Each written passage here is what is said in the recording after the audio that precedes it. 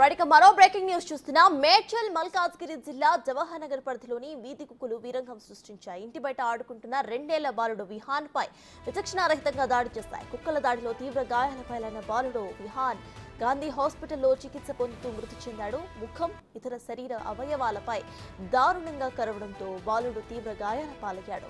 చికిత్స అందించినప్పటికీ కూడా వైద్యులు బాలుడిని కాపాడలేకపోయారు. దీంతో తల్లిదండ్రులు కన్నీరు మున్నీరుగా విలపిస్తున్నారు. వేసుకోతే మీకు గ్యారంటీ ఇస్తారు ఏం కాదని చెప్పేసి చిన్నపిల్ల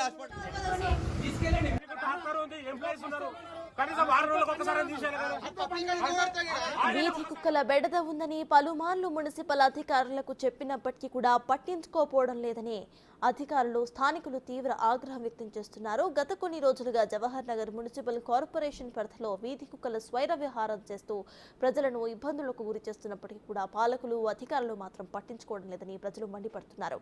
వెంటనే వీధి కుక్కల కట్టడికి చర్యలు తీసుకోవాలని డిమాండ్ చేస్తున్నారు.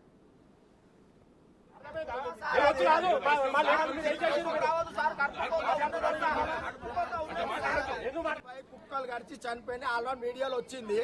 వచ్చినప్పుడు కమిషనర్ వచ్చినప్పుడు మేము సార్ అని అన్నప్పుడు ఆయన రెస్పాన్స్ ఏమైంది అని అడిగారకు మీరు లెటర్ ఇచ్చిర్రా మీది ఇదా అదా అని అంటాడు. ఏందన్నాడు సార్?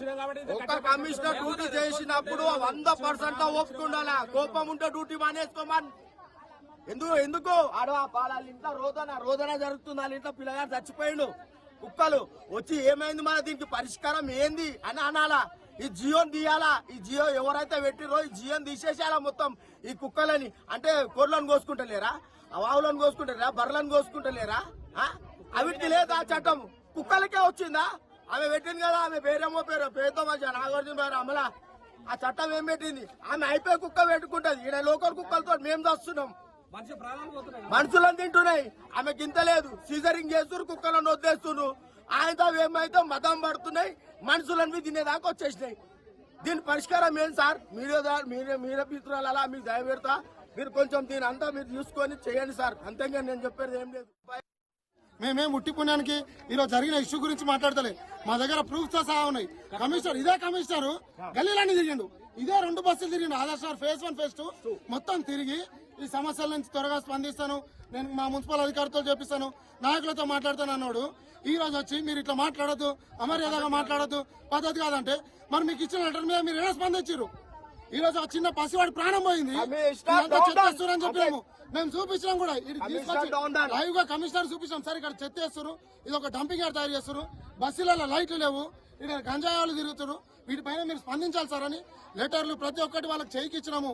మేము ఇస్తే పట్టించుకోలేదని చెప్పి ఇదే శంకర్ గౌడ్ పట్టుకొని శంకర్ గౌడ్ తో సహా ఇప్పించినాం నిలబడి. ఏం చేసిండు? ఇప్పుడు రెస్పాండ్ కావాలి. ఇప్పుడు ఈరోజు పిల్లలకు జరిగింది, బాధపడుతున్నారు. ఇలా బస్సు వాళ్ళు ఇబ్బంది పడుతున్నారు అని చెప్పి మాట్లాడుతుంటే మీరు అమర్యాదగా మాట్లాడదు, ఇవన్నీ మాట్లాడదు. ఎందుకు మాట్లాడుతున్నారు? ఈ రోజు ఒక ఇంట్లో కడుపు కాలింది కాబట్టి మాట్లాడుతున్నారు. పనులకే మాట్లాడతలేరు కదా. చిన్న ప్రాణం పోయింది. ఎన్ని మొక్కలు మొక్కుతారు వాళ్ళు ప్రాణంగా పిల్లలు కావాలని. ఈ రోజు దీనికి మీరు